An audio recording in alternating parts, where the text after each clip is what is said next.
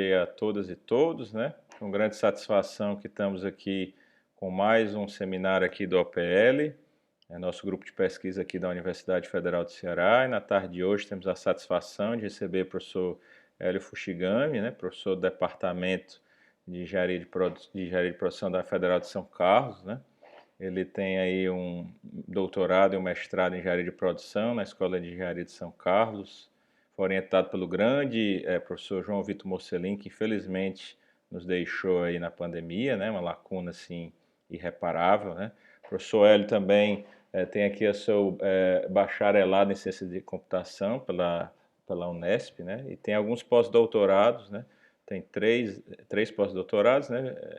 Assim, no doutorado dele é muito relevante ressaltar que ele fez um estágio na Universidade Politécnica de Valência com o grande Rubem Ruiz, né, que é top de linha em Flowshop, né, então ele teve esse privilégio de poucos, né, e teve aí dois pós-doutorados aí na Unesp, um pós-doutorado aí na Universidade de New South Wales, na Austrália, e tem publicado aí com regularidade aí em periódicos indexados, né, como Computers Industrial Engineering, dentre outros, né.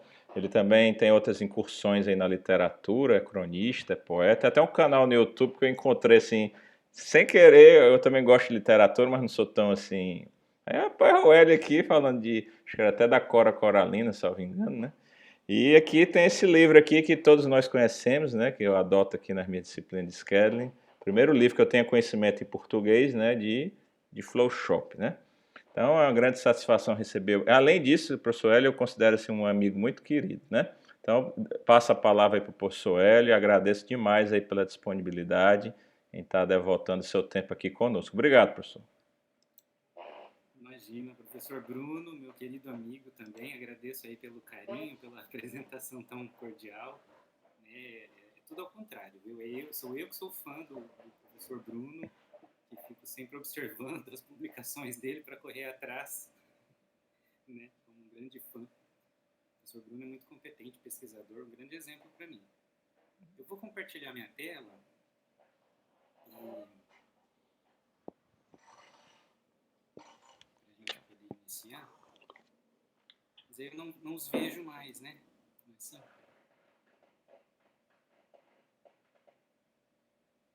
Acho que está indo tudo bem, né? Estamos vendo, professor. Ah, ótimo. Muito obrigado, Bruno.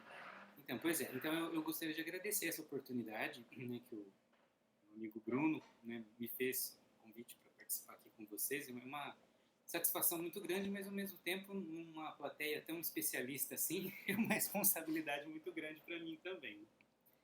E eu gostaria, aproveitando que o Bruno falou do professor Mocelin, gostaria, inclusive, de fazer um parênteses aqui também, né, que não tem como falar de scheduling, né, de falar de pesquisa, sem falar do professor Mocelin, que era nos últimos anos colega de vocês aí do departamento, né, da UFC, né, e foi meu orientador de mestrado e doutorado. Então essa apresentação para mim, quando eu fui preparar, ela ela se revestiu de uma carga de afetividade assim muito grande, sabe? Então por isso eu não tenho como deixar de falar do professor Mocelin. E gostaria então de dedicar essa apresentação a ele, né, que foi um grande pesquisador na área de scheduling, né, internacionalmente conhecido, né, publicou uma das heurísticas construtivas mais importantes da história de scheduling, que eu vou falar aqui hoje também. Né. Esse ano faz 20 anos que eu comecei a trabalhar com o professor Mocelin, né, aqui em São Carlos, e de volta eu morando aqui em São Carlos, né, e não tem mais o professor Mocelin, né, para a gente poder conversar. Né, a gente ultimamente só trocava e-mails. No ano passado, quando infelizmente ele faleceu em decorrência da Covid, quem me avisou foi o Bruno. Então, indiretamente, inclusive, a nossa amizade aí, o Bruno, foi feita por causa do professor Mocelin. Muito bem. Então, aqui, sobre os tópicos de hoje agora, entrando no conteúdo, né? Como aqui a plateia, né, o público é bem heterogêneo, então eu vou passar um pouquinho sobre a história de scheduling, que vai fazer faz agora, vai fazer em 2024, 70 anos de história, né? E eu acho que entender como que a história foi se construindo também nos dá muitas ideias e luzes de como a gente pode desenvolver a pesquisa no dia de hoje, né? Por isso eu escolhi alguns milestones, né, alguns marcos da história para falar aqui hoje, né? Vamos falar sobre os principais problemas, né, de scheduling, onde pode ser aplicado, porque não é só na manufatura, muita gente acha que é só em manufatura, né? Vamos falar dos métodos de solução, principalmente das heurísticas construtivas, né? Vamos apresentar os principais modelos matemáticos, né? E dar um exemplo de um artigo, inclusive o autor do artigo é o Alex Abreu, que está aqui presente na apresentação, né? Então vamos falar sobre os modelos que ele implementou em Julia, né, para o problema de flow shop com tempos ociosos de máquina e tempos de espera das tarefas, né, incluindo aí a solução inicial dos modelos. Esse é o conteúdo então do que nós vamos falar. Então, só para introduzir, fazer a propaganda da área, né, scheduling é uma das áreas mais estudadas em pesquisa operacional, né? Ela tem uma ampla variedade de problemas, tanto teóricos, né, aqueles que a gente estuda, né, só de forma aplicável, sem utilizar dados reais, mas também existe uma ampla gama de situações em fábricas, empresas de serviços, né, diversas situações reais que podem ser aplicadas, estudadas e onde a gente pode coletar dados para produzir pesquisa também. É uma área consolidada, como eu disse, porque já existe há quase 70 anos, então pode-se dizer que é uma área madura, uma área em que os principais problemas clássicos já foram resolvidos, já se tem uma solução eficiente, conhecida, mas a pesquisa continua avançando no sentido de aplicar isso em situações reais. E por isso, então, justamente por essa maturidade da área, existe um grande gap entre teoria e prática, né? Existe uma teoria muito avançada, grandes conhecimentos que a gente tem à disposição, só que me parece que as empresas são resistentes a aplicar os métodos que a gente conhece. Então, a maioria das empresas não aplica essas teorias de sequenciamento, né? Então, a gente também aproveita para fazer a campanha aí nas empresas, né, para ampliar os projetos, por exemplo, né, e aplicar. É uma área muito importante de pesquisa, tanto é que ela tem uma conferência, um evento internacional promovido a cada 2 anos, mas o último que foi realizado foi em 2019, na China, né, que é esse MISTA Conference, né, que é especificamente de scheduling, onde tem a apresentação de pesquisas teóricas e aplicações, né, conforme o próprio nome da conferência indica. Muito bem, a historinha de scheduling, ela começou, né, com o pioneiro Selmer Johnson, no ano de 1954. Eu tenho aqui a foto do artigo dele, datilografada, né, imagina, quase 70 anos. Então, ele é o fundador da área de scheduling. Ele que publicou o primeiro artigo, bem famoso, ele citado até hoje. A maioria dos trabalhos que vão abordar Flowshop falam primeiro do Johnson. Naquela época, ele publicou o trabalho somente com 2 máquinas e a medida mais clássica que existe, que é o Makespan, a duração total da programação, e propôs, já naquela época, um algoritmo de solução ótima. Então, isso é admirável para 1954, não existiam os recursos computacionais que a gente tem hoje. Ele conseguia elaborar de forma teórica, no papel, né, um algoritmo elegante, eficiente, que dá a solução ótima para esse problema, né, de sequenciamento. Então, uma coisa também que a gente pode observar aqui é que o primeiro problema publicado de sequenciamento, de scheduling, não foi com o ambiente mais simples, que é o de máquina única. Já iniciou a história de scheduling com o Flowshop, um ambiente um pouco mais complexo do que o de máquina única, né? Ainda falando dos primórdios, lá da década de 50, a gente tem vários resultados conhecidos que dão a solução ótima com simples regras de prioridade. Por exemplo, a minimização do tempo médio de fluxo em problemas de máquina única, ela é dada, né, a solução ótima, somente pela regra SPT. Então, se a gente fizer a ordenação das tarefas pelo menor tempo de processamento, a gente já tem a solução ótima desse problema. Então, uma regrinha de sequenciamento, uma regrinha de prioridade, que também é muito utilizada hoje pelas empresas, né? Várias regras de prioridade. A mais conhecida de todas, acho que é a FIFO, né? A First In, First Out, ou então em português, que é PEPS, primeira que entra, primeira que sai. Mas as empresas usam isso, às vezes nem de forma consciente, mas usam as regras de prioridade. E lá em 1956, Smith já provou que essa regra aí dava a solução ótima para esse problema de máquina única, né? Já para a minimização do atraso máximo, a regra Earliest Due Date, né, que faz a ordenação pelos prazos, também dá a solução ótima, né? Já em 55 isso já foi provado, né? O problema de minimização do tempo médio de fluxo, mas considerando que nenhuma tarefa pode ser atrasada, né, foi dada por um algoritmo já, um pouquinho mais elaborado do que uma regra de prioridade, em 1956 também, né. Já esse outro algoritmo também é muito famoso, que é de minimização do número de tarefas atrasadas, todos eles em máquina única. É um algoritmo que foi melhorado em 77, mas ele surgiu primeiramente em 68, com Moore, né? Já para máquinas paralelas, a regra SPT também dá a solução ótima para o problema de minimização do tempo médio de fluxo, assim como máquina única, né? E Job Shop também temos aí, analogamente ao Flow Shop do Johnson, com duas máquinas, tem aí o Job Shop do Jackson, com duas máquinas, a minimização do Makespan. Também temos esse algoritmo que dá a solução ótima, que é publicado em 1956. Então, quer dizer, isso já dá uma luz de como a história de scheduling seguiu, com regras de prioridade, com algoritmos muito simples, que já desde o início da história já davam soluções ótimas para os problemas. Então, essa tendência de se construir heurísticas simples, com ideias empíricas, né, ela foi prosseguindo durante muitas décadas. Vamos ver agora aqui rapidamente só a relação entre os problemas, só para a gente entender melhor depois quando a gente estiver falando de cada um deles, né? Quando a gente tem só um único recurso no ambiente, diversas tarefas para sequenciar, a gente tem a máquina única, né?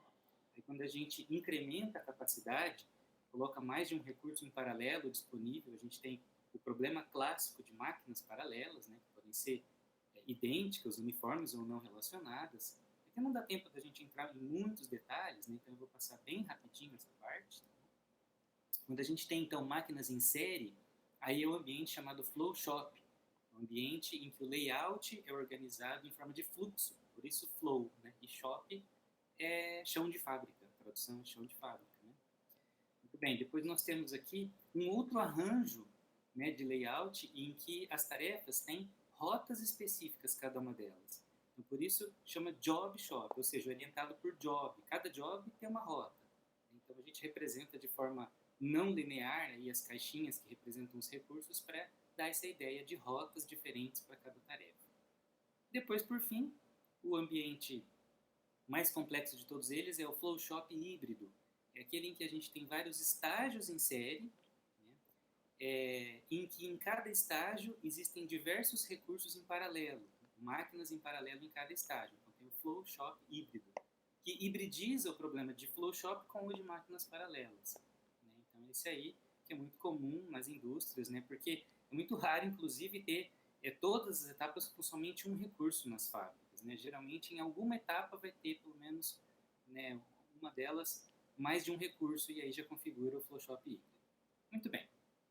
Qual a relação entre todos esses problemas? Isso já foi organizado na literatura. Né? O flow shop sempre ocupa uma posição central. Né? Ele é um dos principais problemas, né, de sequenciamento. Né? E quando a gente tem a mesma sequência de tarefas em cada uma das máquinas, individualmente, é o caso específico do flow shop permutacional. Isso, então, como eu disse, iniciou a história no flow shop. Então, se a gente simplificar e tiver só um único recurso, não tiver mais de um estágio, né, mais de uma máquina em série, volta lá ao problema mais simples que a gente tem na história, que é o de máquina única. A partir de máquina única, quando a gente coloca mais de um recurso em paralelo, a gente tem o de máquinas paralelas. Né? E aí, juntando, como eu disse, o flow shop com máquinas paralelas, nós temos o flow shop híbrido. Então, essa primeira parte dos problemas aqui são casos de máquina única e máquinas paralelas, são problemas que só têm um estágio. Os do meio são casos em que tem mais de um estágio, mas todos eles têm um fluxo padrão de tarefas. E em terceiro lugar, agora vai ter o caso em que tem mais de um estágio, mas sem o fluxo padrão de tarefas, que começa com o problema de job shop, aquele que tem várias rotas diferentes para cada tarefa, né? E também existe o caso do job shop flexível, que é quando a gente coloca mais de um recurso disponível em paralelo em cada etapa, então são estágios sucessivos em que as rotas podem ser diferentes para cada tarefa. E existe o problema mais fora de padrão de todos eles, que é aquele em que não existem rotas pré-definidas para cada tarefa, mas que elas podem percorrer as máquinas de forma diferente, cada uma delas individualmente, que é o caso do open shop. Por isso, então, open é a forma mais aberta, né, sem rotas pré-definidas. Então, a gente pode classificar isso também, os primeiros aqui de cima, todos eles têm uma única máquina em cada estágio, E na última linha ali embaixo são problemas multimáquinas, sempre tem mais de uma máquina em cada estágio. Certo? Muito bem. Agora, aplicações. Como eu disse, eu vou passar também mais rapidinho aqui, só para exemplificar onde os problemas de sequenciamento existem na realidade, porque a gente fica com essa impressão que só existe em fábricas, né, em chão de fábrica, em manufatura. E não é verdade. Então, existe sim lá na fábrica, por exemplo, na indústria de carros. E esse é um caso clássico dos problemas de sequenciamento, que é o de setup dependente.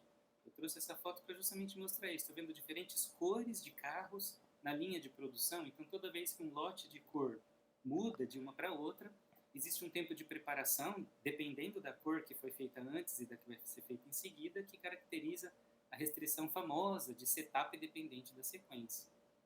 Então, esse é um caso bastante estudado também na literatura e que existe lá na prática de forma muito clara, né?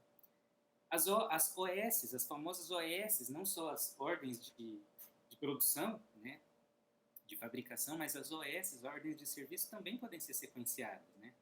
Em sistemas informatizados, em problemas de logística, né, em empresas de logística, né, eles precisam organizar as suas ordens. Existe uma forma eficiente de fazer isso. Então, é um caso também na indústria e nos serviços que tem os problemas de sequenciamento, né?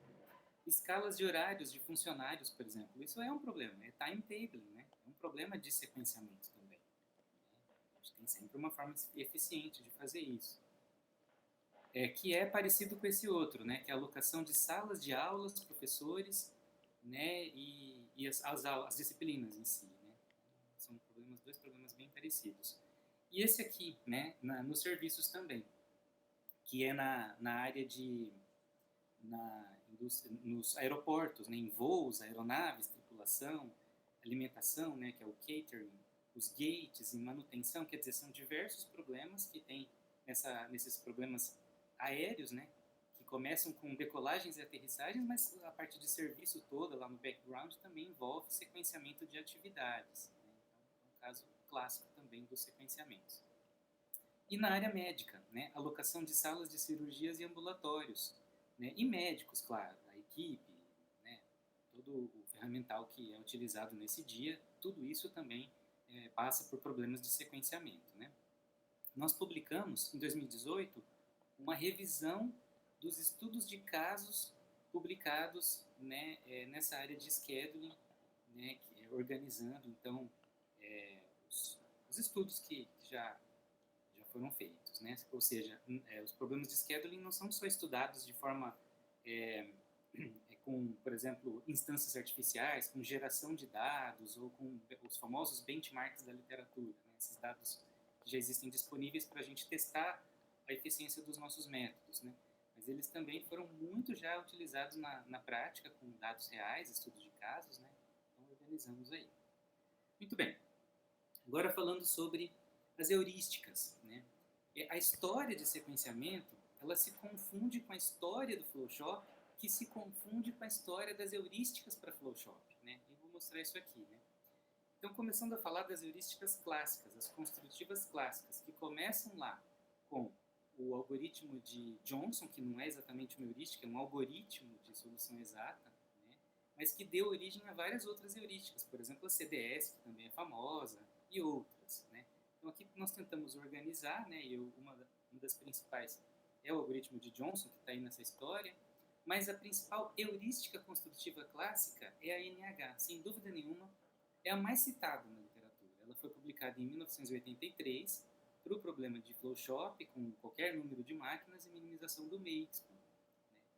E ela é uma heurística muito simples, muito rápida, muito fácil de entender, por isso ela foi utilizada como base de comparação, como ponto de partida para vários outros métodos, como solução inicial para meta-heurísticas, como solução inicial para modelos matemáticos. Ela é muito versátil, não só para o problema de Flowshop com Makespan, mas para outros problemas de Flowshop, para outros problemas de sequenciamento, e até fora da área de scheduling eu já vi ela aplicada também. Ela é muito famosa mesmo, assim, muito bambambam. Né? E então, esse é a cara do artigo, ainda antiguinho, né? Não é datilografado, mas né, tá aí a impressão dele mostra que ele é bem antigo. né? Eu com os comentários só, né? Essa heurística ela é tão famosa, ela é tão estudada, né? Que o grupo lá onde o professor Bruno já estudou também, na Espanha, que é o grupo do José Manuel Framinan, de esqueci o nome da cidade lá, depois o Bruno lembra, mas é lá da Espanha. Eles estudaram, eles implementaram 177 diferentes ordenações iniciais para NH, né? Porque a NH ela utiliza a regra de prioridade LPT, né? É a Longest Processing Time, a ordenação do maior para o menor tempo de processamento, e depois faz um método de inserção. Então o grupo lá do professor José Manuel, ele em si, ele testou 177 diferentes ordenações, ou seja, a própria LPT e outras 176, para ver se melhorava, para ver se como é que funcionava, como é que isso influenciaria no desempenho do resultado, né, da NH, e eles verificaram que não adianta, né, dessas 177 testadas, a melhor é a própria LPT mesmo. Então, mostra que a ideia da heurística original, da NH original, é muito boa mesmo. E o contrário também foi feito por esse outro trabalho, de Bhaskar, em 2016. Ele manteve a mesma ordenação, a LPT, e testou diferentes regras de inserção. Acho que foram 7 diferentes regras.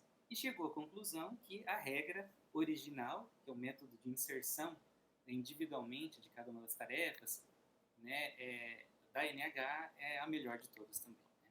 Quer dizer, já foram feitas muitas tentativas de melhoria, dificilmente conseguiram. Né? Durante muitos anos mesmo da literatura, eu vou falar sobre isso, ela ficou conhecida como a melhor heurística para Flowshop. Né? Vou falar quando isso foi batido, né? Quando isso mudou. Ainda falando lá do amigo do Bruno, que é o Victor Fernandes Viagas, né? Do mesmo grupo do professor José Manuel Framinan, né? Eles criaram nesse trabalho aí um método de desempate, porque não existia, né? A heurística original ela não previa o desempate, né, na escolha de tarefas para inserção, e isso não influenciava muito no resultado, né? Assim, empiricamente, quando a gente via em sala de aula ou testava, a gente fazia essa premissa de que não mudava muito. E aí eles criaram esse método para poder melhorar ainda mais, né, o desempenho da NH. Tá? O mesmo grupo, inclusive, testou ou criou e adaptou essa NH para problemas de minimização do tardiness, né, de atraso, diferentes problemas, e outro trabalho, né? E um outro grupo, recentemente, olha, em 2021, criou uma nova versão da heurística, chamou de NNH+, para o mesmo problema de Flowshop com Makespan. Então, o que me chama muita atenção, vou até mostrar aqui, a busca que eu fiz esses dias, né, no Science Direct, se você coloca lá a heurística NH e faz a pesquisa, você encontra lá, tá vendo? Não sei se vocês conseguem ver, mas as respostas são de 2022. Então, embora a heurística NH já tenha sido batida, outros métodos já surgiram melhores do que ela continua sendo base de métodos heurísticos e até, como eu disse, implementação em modelos, hibridização de métodos até hoje. E até hoje ela é usada como referência para medir qualidade de solução. Então, é isso que me impressiona muito, assim, né? Ou ela foi batida, ou já existem outros, métodos melhores surgiram, outros métodos que não são tão eficientes, são mais eficazes, né? Dão soluções mais próximas da ótima, só que demoram mais tempo, né? Surgiram também, quer dizer, diversas classes surgiram, e ela continua aí nas paradas sendo utilizada. Né? Então, isso é algo que eu queria chamar a atenção aqui. Muito bem. Voltando aqui à nossa árvore aí das relações das heurísticas clássicas, né? Então, eu quero enfatizar que ela foi publicada em 83. Né? Então, agora eu vou mostrar aqui as heurísticas mais recentes, né? Que eu chamei, então, de heurísticas modernas.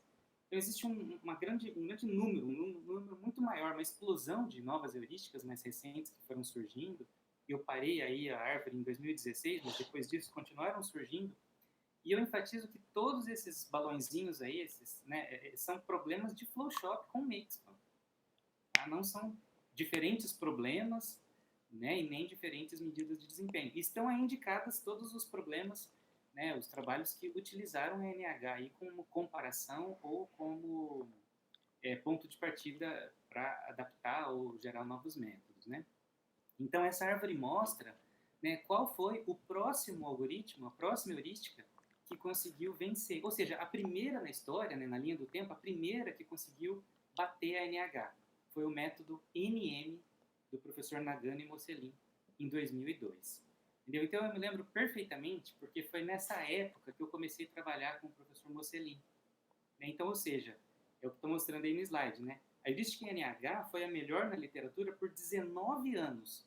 E depois de 19 anos, o professor Nagano e o Mocelin conseguiram criar a heurística NM, que é melhor do que a NH, né? Então, como eu disse, eu lembro bem dessa época, porque eu fiz a disciplina com o Mocelin nessa época, e ele falava dessa heurística sempre. Ele repetia sempre esse orgulho, mas é muito orgulho mesmo, né? 19 anos você bater a melhor heurística, né?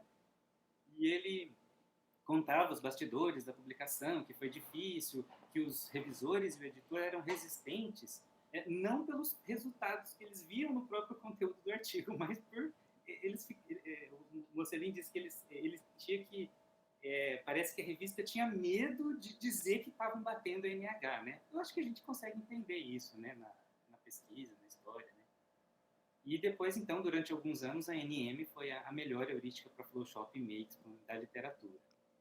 Isso até 2007. Em 2007 já foram surgindo outras, né, mais elaboradas, heurísticas que envolvem muito mais passos, mais complexas. Né? A heurística NM ainda é simples, ela modificou apenas a regra de prioridade, a ordenação inicial, ela criou um índice com base numa propriedade LBY, e aí assim eles conseguiram melhorar a NH. Muito bem. Vamos lá. Agora sim, entrando em modelos matemáticos, né, porque nem só de heurísticas vive a história de schedule, né, temos aqui os modelos de programação linear inteira mista, né, então tem alguns trabalhos que já abordaram, já organizaram na literatura os modelos que foram surgindo. Esse de Pan, por exemplo, publicado em 97, ele comentou os modelos, mas não apresentou nenhuma implementação computacional, né, foi só um estudo teórico. Ele disse que tinham 4 principais modelos na literatura para Flowshop. Depois, em 2004, surgiu esse outro trabalho já apresentando lá a análise empírica, tá vendo no título, né? Então, eles já testaram computacionalmente e, coincidentemente, os mesmos 4 modelos do PAN, né, que o PAN selecionou da literatura. Depois disso, em 2005, né, foi feita uma outra comparação, fazendo alterações e adaptações nos mesmos 4 modelos. Então, eu acho que isso consagra esses 4 modelos que vêm sendo selecionados, testados ao longo da história, como modelos clássicos. Né? Isso não está escrito em nenhum lugar, mas a gente pode dizer que são 4 modelos clássicos para Flowshop, né, que a gente vai ver aqui. Tá? Bom, o primeiro, a gente então organizou, né? Eles são bem fragmentados ainda na história, por mais que já foram testados, cada um fez de forma diferente. Então, nas aulas eu costumo organizar mais didaticamente essa classificação, né? Então, o primeiro deles que nós vamos comentar é um que é uma formulação baseada em posição. Basicamente, são 2 tipos de formulação, baseada em posição ou em precedência ou sequência, né? Vou comentar. Posição é quando a gente escolhe, faz uma designação, né? A gente escolhe uma tarefa para aquela determinada posição na sequência. E o Wagner foi o primeiro autor que publicou, então, esse modelo em 59, né? E ele utilizou essa propriedade JAML, que eu vou comentar mais à frente. Tá? Job, Adjacency, Machine, Linkage. Né? Mais à frente eu vou comentar. Depois, na história do tempo, surgiu um outro modelo, né? Com um paradigma, digamos assim, diferente, que é a formulação baseada em precedência agora, publicada por Main em 60, que é aquele caso em que a gente escolhe pares de tarefas. A gente não faz uma alocação de uma tarefa a uma posição, mas a gente escolhe quem vem antes e quem vem depois. Então, um par, né? O par, se uma tarefa vem imediatamente antes da outra, a gente define uma variável binária em que o valor é igual a 1. Né? E o Main usou as famosas restrições disjuntivas, que eu vou comentar também mais à frente. Tá? Depois disso, né, muitos anos depois, em 89, surgiu uma nova formulação baseada em posições, só que sem usar a propriedade do Wagner. O Wilson usou inequações ao invés disso. Né? E, por fim, né, o Liao Yu, em 92, modificou a formulação baseada em precedência, né, acrescentando explicitamente variáveis de folga. Então, as variáveis elas são basicamente desses 2 tipos, como eu disse. Então, é x, j, h, quando a gente designa uma tarefa J a uma posição H, ou então X e J, quando a gente tem um par de tarefas I e J, né, na sequência. Muito bem, então falando rapidinho também sobre cada uma delas, né, os problemas, todos eles aqui no caso que nós estamos comentando, tem lá um número conhecido de tarefas e de máquinas, os tempos de processamento de cada tarefa em cada máquina. A gente quer sempre minimizar o makes, né, nesses modelos clássicos, tá bom? A primeira formulação que é aquela baseada em posição, a do Wagner, né? Originalmente a formulação dele era só para 3 máquinas, mas depois o modelo foi sendo expandido. Então, falando já da propriedade, nessa propriedade Job, Adjacency, Machine Linkage, né? O que ela faz? Bom, as variáveis eu já tinha falado que é o XJH, a principal variável binária desse modelo. E aqui, necessariamente, para poder usar essa propriedade, ele cria uma variável para o tempo ocioso de máquina, né? Que é a variável IHK, né, que é o idle time, né? Tempo ocioso da tarefa, né, que está o tempo ocioso que está antes da tarefa na posição H, né, na máquina K, e também o tempo de espera, que é o W maiúsculo, o WHK, waiting time, né, é o tempo de espera da tarefa, né, que ocupa a posição H na máquina K, certo? Então essa formulação ela dispensa os instantes de término CJK, né, que são muito comuns nas formulações. Mas vamos ver a propriedade. A propriedade é assim, então esquematizando aqui num gráfico gigante bem genérico, né, algumas tarefas. Tem a tarefa verde aí, que é uma tarefa H, então o colchete representa a posição H. Né, e a tarefa lilás, que está na posição seguinte, H mais 1. Né. Então o que essa propriedade diz? Né? Que se a gente fizer um corte aqui, pegando então, né, uma tarefa da máquina K e a tarefa anterior, né, então se a gente pegar a tarefa lilás, está na posição H mais 1, né, na máquina K, e a tarefa na posição anterior, está vendo a verde, né, que é a tarefa JH, na máquina K mais 1, né, esse corte aqui na programação, né, nesse gráfico gigante, ele vai ser sempre constante. De que forma? Somando aqui, né, o tempo ocioso, que está vendo, antes dessa tarefa H mais 1, né, o próprio tempo de processamento da tarefa, e lá embaixo também, a gente vai criar aqui o tempo ocioso da tarefa seguinte, a tarefa H mais 1, né, na máquina K mais 1. Tá vendo? Só que nem sempre as tarefas vão estar nessas posições. Né? Pode ser que haja ali o tempo de espera, que não dá para ver nesse jeito que o gráfico foi feito aqui. Então a gente vai representar aqui como tempos de espera iguais a zero, e a gente pode fazer um outro gráfico para ver os tempos de espera. Se a configuração das tarefas for essa aqui nesse gráfico, a gente consegue ver melhor os tempos de espera. O que acontece? Então, nós temos agora aqui o tempo ocioso de máquina entre essas tarefas, que é zero agora. Entre a tarefa JH e JH mais 1, tá vendo que elas estão grudadas, né? Não tem tempo ocioso entre elas. Para a gente poder ver agora o tempo de espera. Tá vendo? A tarefa verde, ela tem um tempo de espera, que foi representado ali pelo WHK, né? E a tarefa lilás também vai ter um tempo de espera de uma máquina para outra, né? Que é o WH mais 1. Certo? Então, juntando tudo isso, forma essa propriedade JAML, genérica, né? Que é a soma do tempo ocioso, tempo de processamento e tempo de espera em duas máquinas consecutivas, né? Sempre na máquina K e na máquina K mais 1. Aí, levando isso para o modelo, a gente faz uma equação, né, dos tempos da primeira máquina com a da segunda. Se a gente usar a identidade aqui, né, porque o dado que a gente tem é o PJK. Se a gente precisa aqui, nesse caso, para representar a propriedade do PHK, a gente faz essa transformação para poder usá-la no modelo. Então, o modelo fica assim. A gente tem aqui as restrições de designação, que são comuns lá do problema clássico da designação, né, um par de restrições, um par de conjuntos, né? Tem o primeiro conjunto e o segundo conjunto, em que a gente está designando aí no primeiro caso, né, para cada tarefa a gente designa a posição, no segundo caso para cada posição a gente designa a tarefa, né? A propriedade está representada então aqui, né? É a equação que eu falei, tá vendo? Eu sempre soma o tempo ocioso, o tempo de processamento já transformado, aquela identidade lá que eu disse, mais o tempo de espera, né, de uma máquina, na máquina K, tudo isso tem que ser igual a esses tempos na máquina K mais 1. Tá? Mais recentemente, essa equação aqui não existia no modelo do Wagner, né, mas em publicações mais recentes foi incluído esse tempo ocioso antes da primeira tarefa em cada máquina. Tá? Essa relação também existe nesse modelo para deixar mais eficiente. E por fim, o cálculo do makespan, né, que nesse caso aqui é o tempo, a soma de todos os tempos de processamento na última máquina, mas os tempos ociosos da última máquina, só da última máquina especificamente. Isso leva, né, ao instante final, né, da programação da última máquina, que é o instante final da programação total de todas as máquinas. Né? Por fim, aqui tem o domínio das variáveis. A formulação baseada em posição, né, agora publicada por Wilson em 89, não usa, como eu já tinha dito, a propriedade JML. Ela usa inequações no lugar. Né?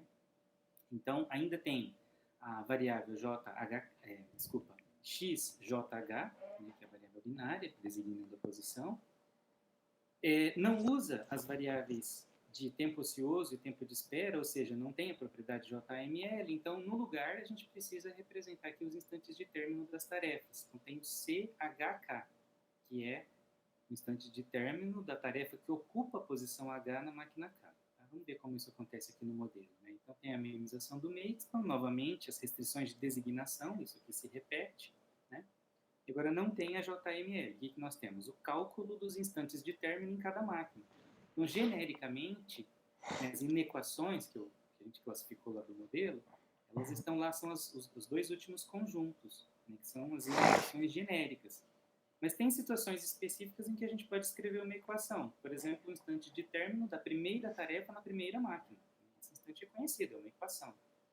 Ou então, os instantes de término na primeira máquina. Né? Que, não sei se consigo mostrar aqui, ó, esse conjunto aqui. E o conjunto seguinte, né, que são os instantes de término da primeira operação em cada uma das máquinas. Né? Então, isso também é uma equação. Então, são casos específicos e fora esses, então, depois tem os casos genéricos representados com equação. Inequação. Né? Com inequação. O instante de término, né, de uma tarefa numa posição H, né, numa máquina K, é sempre maior a máquina anterior mais o tempo de processamento. Né? E da mesma forma, uma tarefa numa posição H, né, o instante de término dela, vai ser sempre maior do que a da posição anterior mais o tempo de processamento. Né? Então, essas relações funcionam muito bem. Né? Aqui, como nós temos as variáveis do instante de término de cada uma das tarefas, né, e a variável essa variável do instante de término, ela indexa as posições e não as tarefas, né, ela é CHK, então o makespan é direto aqui. Basta a gente pegar o instante de término da enésima tarefa na enésima máquina, né, da última máquina. A expressão do makespan fica mais simples aqui nessa formulação. Domínio das variáveis, e assim a gente segue. A terceira formulação, né, agora muda o paradigma, agora é baseado em precedência, que é a do Maine, em 1960, né, com as tais restrições disjuntivas, que são bem famosas na literatura de programação inteira. Né? Então, aqui, a gente precisa fazer uso do famoso Big M da literatura de programação inteira, que é um valor suficientemente grande, um valor positivo, né, que aqui nós adotamos como 10 vezes a soma dos tempos de processamento do problema. Né? Aqui a variável de decisão vai mudar, ela é x e j, né? Então representa o par de tarefas ij. Né? Nesse caso aqui do main, ele não considera um par de tarefas consecutivas, né? Duas tarefas consecutivas. Ele considera se uma tarefa I é programada em qualquer posição antes da tarefa J. Isso também faz diferença na modelagem. Né? E aqui a gente precisa das variáveis de instante de término, indexadas pela tarefa e não pela posição. Então é CJK, não é CHK. Muito bem, como fica isso no modelo? Então temos lá a minimização do makespan, o instante de término na primeira máquina, né? Como nós não sabemos qual é a tarefa que vai nessa posição, então vai ser sempre maior do que o tempo de processamento de cada uma das tarefas individualmente nessa posição. Né? Já, né, entre as máquinas, né, o instante de término numa máquina K mais 1 vai ser sempre maior ou igual ao instante de término na máquina anterior, a máquina K, mais o tempo de processamento. Certo? E as tais disjuntivas, então, como elas funcionam? Então, são pares de conjuntos de restrições em que sempre um ou outro vai funcionar, né? Isso é controlado pelas variáveis binárias, né? As x e j. Então, dependendo do par de tarefas, né, vai valer uma restrição ou a outra, né? Por meio do Big M. Aqui nós não usamos o M como parâmetro Big M, o emão, porque M designa o conjunto de máquinas, né, na descrição do problema. Então a gente trocou aqui por Vzão, mas é a mesma coisa, né? Certo? Então, ou a tarefa I está antes da J, ou então a tarefa J está antes da I, já que a definição é em qualquer posição anterior àquela tarefa, e não a posição imediatamente anterior, né, a consecutiva, como eu falei. Né? Então, dependendo da relação entre esse par de tarefas, vai valer uma restrição ou a outra. Então, esse é o famoso conjunto de restrições disjuntivas. Certo? Muito bem, aqui o cálculo do Makespan. Então, o Makespan vai ser sempre maior ou igual ao instante de término de cada uma das tarefas na última máquina, na enésima máquina. Como a gente não sabe qual é a tarefa que vai na última posição, então tem que ser sempre maior do que cada uma delas, e aí isso a gente consegue calcular o Makespan. Finalizamos com o domínio aqui, né, desse modelo. O quarto e último modelo que a gente vai ver é uma modificação do modelo do Maine. Liao e Yu, em 92, então, apenas reescreveu algumas restrições, as restrições disjuntivas especificamente, né, do modelo do Maine, expressando explicitamente a folga que existe na inequação. Né? Foi isso que o Liao e Yu fizeram. Né? Eles usam também, então, o Big M, as variáveis são as mesmas, né? E aqui eles criaram, então, uma variável de folga que a gente pode chamar de QIJK, né? Que nós vamos mostrar aqui como ela funciona. Né? Então, como é que isso foi definido? Né? Como eu disse, eles reescreveram as disjuntivas, fizeram algumas operações algébricas. Percebe ali? Eles somaram o tempo de processamento P e K, que está em azul, dos dois lados da inequação. São jogos algébricos para poder reescrever a inequação, né? E aí, então, com isso, eles definem essa variável QIJK, tá? Que é igual a essa parte laranja que estava lá em uma das restrições disjuntivas de cima. Né? E o que eles fazem? Eles reescrevem, né, porque essa variável de folga ela tem que estar dentro desse intervalo, né? E aí isso passa a ser, então, o tamanho da folga, né? O QIJK é o tamanho da folga da inequação lá da restrição disjuntiva, certo? Então, por isso que eles substituem, então, as restrições disjuntivas, né, colocando lá o Q, né? Então, primeiro, o QIJK tem que ser sempre positivo ou menor do que aquele valor. É como se fosse um limitante, né? Eles encontraram um valor limitante para essa folga, né? E expressaram a folga, como eu disse, de forma explícita, né, tornando o que era uma inequação, uma equação agora. Muito bem, assim a gente finaliza aqui o quarto modelo. Né? Foi essa alteração, então, que esses autores fizeram no modelo de Maine. Tá? Para finalizar aqui a apresentação toda, vou apresentar, então, os resultados do artigo do Alex, né, que é para esse problema de flowchart com idle e wait times, né, tempos ociosos e de espera, que foi publicado nesse periódico, Computers and Industrial Engineering, esse ano, de 2022. Tá? O Alex ele é mestrando da Engenharia de Produção da UFSCar e foi meu aluno na UFG, em Goiânia. Né? Bom, então a motivação desse artigo, desse trabalho, né, é que a gente percebeu, né, que não existia, então, modelos tratando dessas duas medidas ao mesmo tempo, né, o waiting time e o idle time. Separadamente até existiam algumas coisas. Então, inclusive, uma das contribuições é organizar a literatura em relação a esse problema. E o que é o idle time, né, e o waiting time que ele considerou? Porque tem diferentes classificações, né? Bom, tempo ocioso de máquina é fácil de enxergar, né? São os tais buraquinhos da programação, né? Onde a máquina está lá sem processamento, esperando, né? Só que existem três tipos de idle time, né, de tempo ocioso. Tem o front idle time, o core idle time e o back idle time, né, que é o da frente, o do meio ou o de trás, né, que são esses espaços em azul, aí, marcados em azul. Né. No nosso caso aqui da pesquisa, a gente desprezou o back idle time, considerando que assim que a máquina termina o trabalho desse conjunto de tarefas, ela já está disponível para uma nova programação, né? Então, esse tempo final aí, ele praticamente não é mais de espera, né? É uma liberação final aí da máquina, então ele não foi incluso como medida de minimização, tá? Tanto é que se ele fosse incluso, a minimização do idle time seria equivalente à minimização do makespan, né? Porque a gente tentaria reduzir a programação total, né? Já que os tempos de processamento são fixos.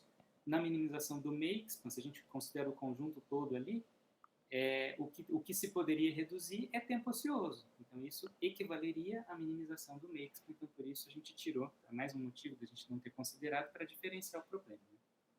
Em preto, tá os tempos de espera, né? Representados ali os tempos de espera, que são os tempos de espera das tarefas.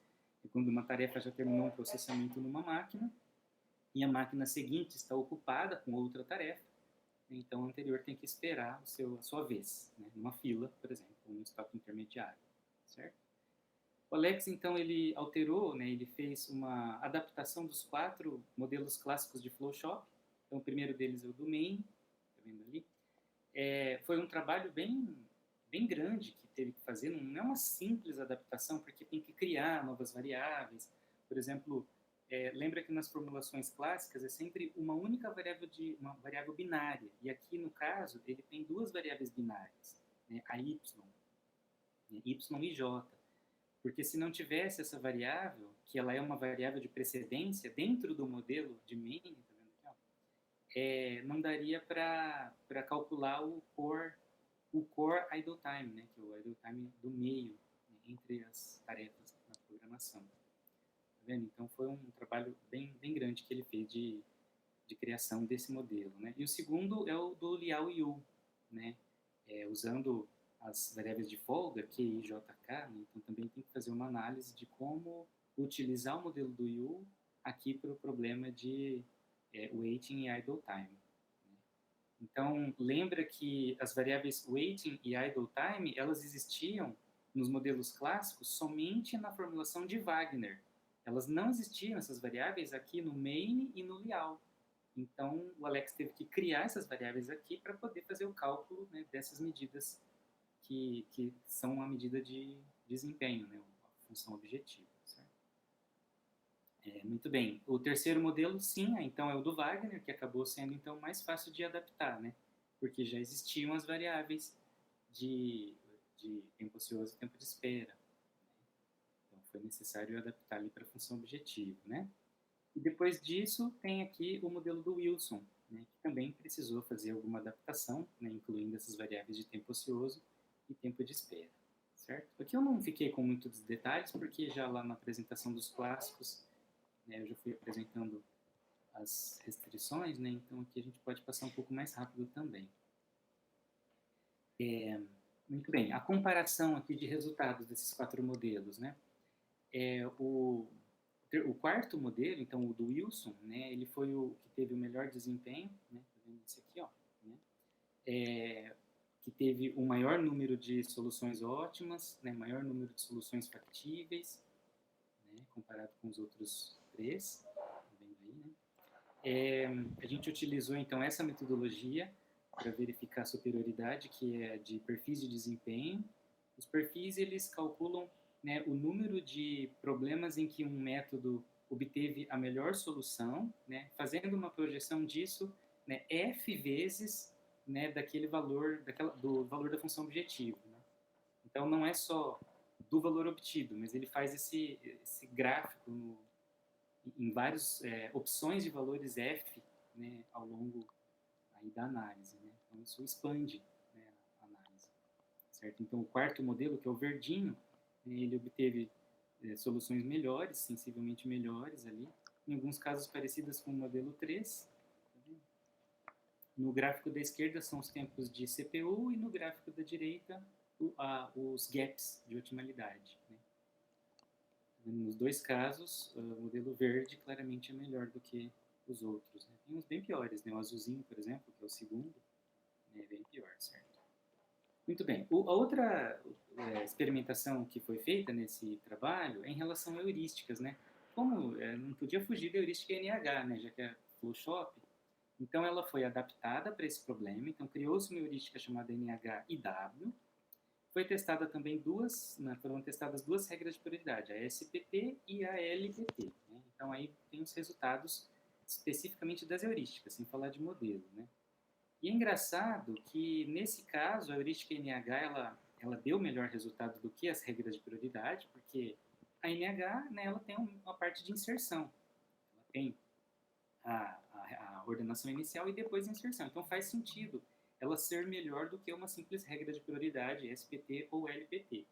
Mas isso depois muda mais à frente, eu vou mostrar, né?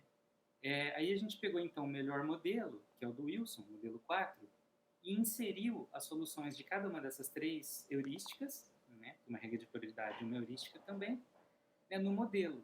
E aí o desempenho se inverteu. Aquela heurística, né, ou a regra que era pior, a LPT pura, ela deu um maior número de soluções ótimas para o modelo do que a NH inserida como solução inicial. Né? A gente achou interessante essa inversão. Né?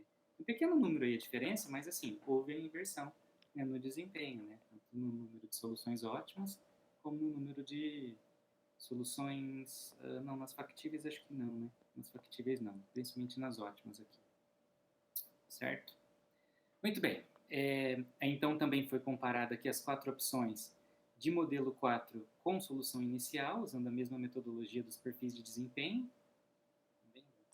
E sempre a LPT, que aqui de novo é a verdinha, né? Ficou melhor, né? Se isso mostra que o número de vezes que aquele método obteve a melhor solução, então quanto mais acima tiver a linha, né, melhor. Né? No caso da otimalidade, teve um revezamento ali com a linha vermelha, né, que é o do método do modelo 4 com o ASPT, certo? Muito bem, então a conclusão desse artigo, né, como eu disse, então, foi organizada a literatura, né, especificamente de problemas relacionando idle e waiting time, às vezes de forma separada, mas a relação entre os problemas que já existiam, e não existia nenhum outro artigo anterior que juntavam as duas medidas e que comparavam o desempenho de modelos matemáticos, né? Ele enfatiza aí que a contribuição é que o modelo 4, que é baseado em posição, né, ele superou o desempenho das demais, né? A introdução de soluções iniciais no modelo conseguiu melhorar a solução dos modelos, porque isso nem sempre acontece, dependendo do problema que a gente estuda, ao inserir uma solução inicial, acontece inclusive de piorar a solução do modelo, coisa que eu não sei explicar porquê. Existem desconfianças do porquê, né? Mas algumas vezes isso acontece sim, de piorar o desempenho do modelo, demorar mais tempo, coisas do tipo. Ou seja, isso ainda está em andamento, a gente está ainda em estudando esses comportamentos. Tá? E o que mais? Das duas estratégias ou paradigmas de modelagem, então as baseadas em posição são melhores do que as baseadas em precedência, né? E houve aquela inversão que eu disse, né? Introduzindo a LPT como solução inicial, né? Melhorou um pouquinho mais do que inserindo a solução da NH.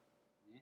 Aqui estão todas as referências usadas aqui na apresentação, eu posso disponibilizar os slides se for de interesse. Eu agradeço a atenção de vocês e coloco aí à disposição a discussões. Agradecer e parabenizar aí o professor Hélio pela excelente apresentação. Ele fez aí uma incursão aí muito didática, né? E achei muito elucidativa a apresentação dele, desde do Johnson até aí os dias atuais. Foi excelente, fico muito feliz, professor. Vou passar para meus alunos essa sua aula aí, que vai me poupar aí um grande tempo, né? Mas você resumiu assim de uma forma muito sintética, assim, foi muito, diria até saborosa, né? Essa trajetória da forma como você fez, com aqueles esquemas dos métodos. Achei muito interessante, apreciei bastante a apresentação, né? E eu queria só fazer, antes de parar aqui a gravação e fazer aqui os comentários, queria fazer só... você comentou aí do professor Mocelin, e assim, eu fiz o meu doutorado em pesquisa operacional na área de transportes, né? Crio scheduling, essas coisas. E foi o professor Mocelin que me levou para a área de scheduling, né? Assim, não fui aluno dele, mas eu considero que assim, eu fiz um pós-doutorado com ele, né? Eu almoçava muito com ele, ia muito no gabinete dele, ele no meu, e ele me dizia muitas, escrevia nos quadros. Eu aprendi demais com ele, não assim da forma mais tradicional, mas assim, ele me dizia, a área mais nobre de engenharia de produção é Production Scheduling, cara. Vai estudar isso aí, que essas coisas que tu estuda não tem futuro, não. E aí eu escutei ele, assim, foi, assim, ele me colocou assim, me subiu assim com um elevador, assim, foi uma coisa impressionante, assim. Ele É era, assim mesmo, Bruno. Você me falou, parece que você está descrevendo como eu via ele na sala dele também. Ele tinha essa paixão por esquema. ele era muito, muito bom e infelizmente foi uma pena muito grande ele ter falecido, né, assim, numa situação assim, Jovem, né? jovem, né, longe aí da família e tudo, foi uma perda irreparável, né, e ele que me incentivou aí para ele falava, tem 3 pessoas para você estudar schedule, o Ruiz, o Framner e o Leinstein, né, o Leinstein morreu, né, o Ruiz, o Hélio já foi, vai lá para Sevilha, aí eu escutei ele e também foi, assim, tudo que eu tenho, assim, em schedule foi o Ocelin que me, então sou muito grato a ele, assim, foi uma perda, assim, muito grande. Então, pessoal, vou parar aqui a gravação, para que vocês possam aí fazer suas perguntas.